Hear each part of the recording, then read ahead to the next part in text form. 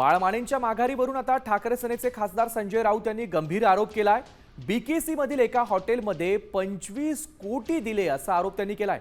त्यालाच आता बाळमाने यांनी प्रत्युत्तर देत 25 कोटी सोडा, 25 रुपये घेतले तरी राजकारण सोडेल असं आवाहन केलंय।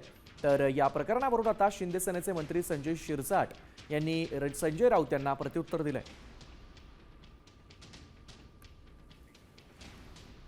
कोकणातील माघारीसाठी 25 कोटी रुपये दिले साधारण, त्यातले 15 कोटी रुपये बीकेसीतल्या सॉफिटेल हॉटेलमध्ये दिले।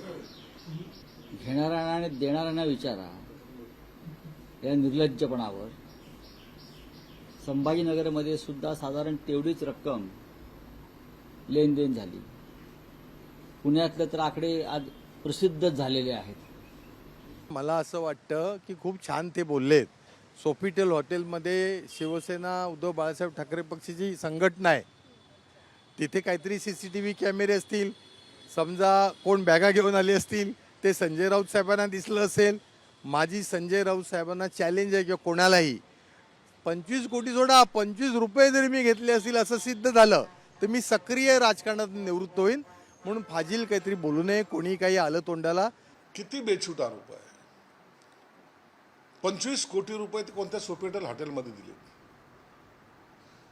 25 कोटी म्हणजे काय पॅकेट मनी आहे का? तो असा घेतला आणि खिशात टाकला? जर तुम्हाला हे सगळं माहिती आहे मग तुम्ही काय करत होता? वॉचमॅननी काय करत होता तिथे? तुम्हाला इन्फॉर्म करता नाही आलं कोणाला? परंतु अशा प्रकारे आरोप करून ज्याला म्हणता येईल की काहीतरी मी काय भयंकर काहीतरी माहिती काढलेली, हा दाखवण्याचा प्रकार आहे।